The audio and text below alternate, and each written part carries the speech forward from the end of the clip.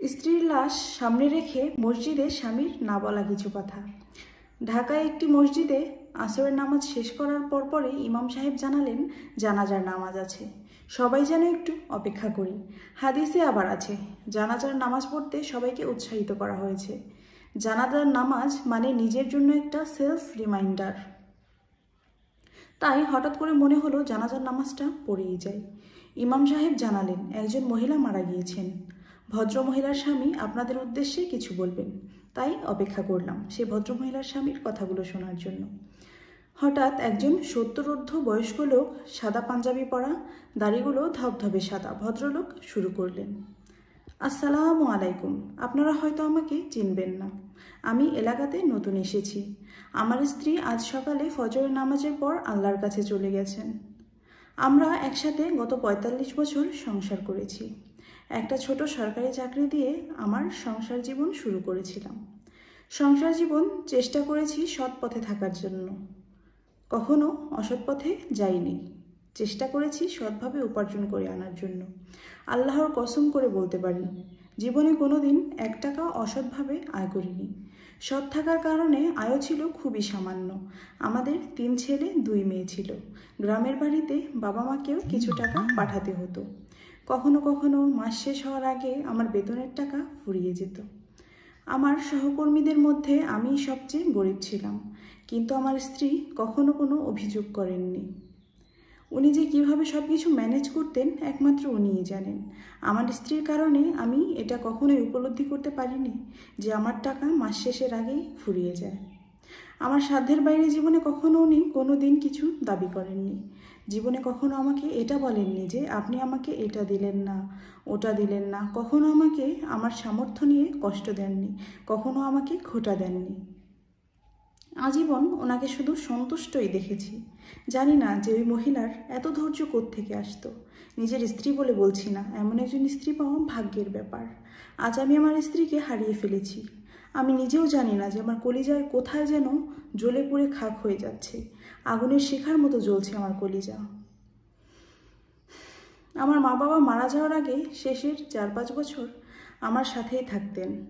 আমার স্ত্রী আমার মা বাবারও যথেষ্ট খেদমত করেছেন নিজের সামর্থ্য অনুযায়ী। কখনো আমাকে এটা বলেননি যে আপনার মা বাবার খেদমত করতে বা তাদের দায়িত্ব নিতে আমি পারবো না, এটা আমার দায়িত্বের মধ্যে পড়ে না।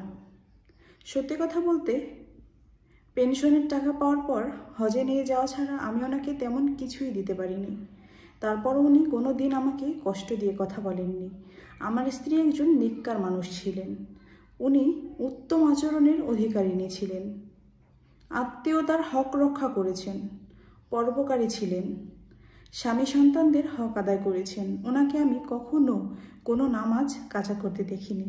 আজীবন পর্দা রক্ষা করে চলেছেন। উনি ধৈর্যশীল ছিলেন এবং অল্পতেই সন্তুষ্ট থাকতেন। এক নাগাড়ে কথাগুলো বলে ভদ্রলোক একটু দম নেওয়ার জন্য থামলেন। এরপর আবার বলতে শুরু করলেন, আমি আসলে আমার স্ত্রীর হয়ে আপনাদের কাছে মাফ চাওয়ার জন্য এখানে কথা বলছি না। যে নারী 45 বছর ধরে তার স্বামী সন্তান এবং আত্মীয়দের হক রক্ষা করে চলেছেন, তিনি অন্য কারো হক নষ্ট করতেই পারেন না। একজন জান্নাতি নারীর মধ্যে যা যা বৈশিষ্ট্য থাকা প্রয়োজন তার সবই আমার স্ত্রীর মাঝে ছিল। ইনশাআল্লাহ আল্লাহ ওনাকে জান্নাত নসিব করবেন। আমি নিজে জান্নাতে যেতে পারবো কি না আমি জানি না।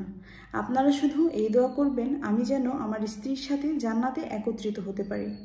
আর আপনারা সাক্ষী থাকেন আমি আমার স্ত্রীর ওপর পুরোপুরি সন্তুষ্ট। আল্লাহ যেন ওনাকে মাফ করে দেন। পুরো মসজিদ ভর্তি মুসল্লি একসাথে বলে উঠল আমিন আমিন আমিন। সাধারণত জানাজার নামাজের আগে মৃতের লোকজন সর্বোচ্চ 30 সেকেন্ড থেকে 1 মিনিটের বক্তব্য দেন। এই ভদ্রলোক টানা 4-5 মিনিট তার স্ত্রীর সম্পর্কে বললেন।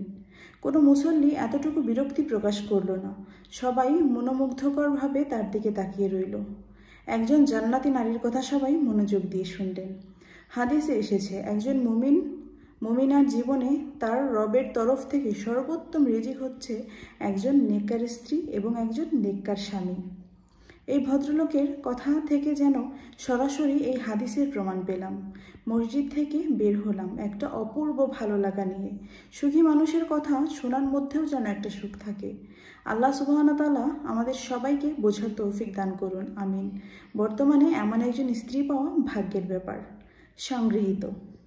আজকে এই পর্যন্তই। ভিডিওটি ভালো লাগলে অবশ্যই লাইক, কমেন্ট অ্যান্ড শেয়ার করবেন এবং চ্যানেল সাবস্ক্রাইব করে পেজ ফলো করে পাশে থাকবেন। আবারও চলে আসবে এমন সুন্দর এবং শিক্ষণীয় একটি গল্প নিয়ে। ততদিন ভালো থাকবেন, সুস্থ থাকবেন। আজকের ভিডিওটি শেষ পর্যন্ত দেখার জন্য সবাইকে অসংখ্য ধন্যবাদ। আল্লাহ হাফেজ।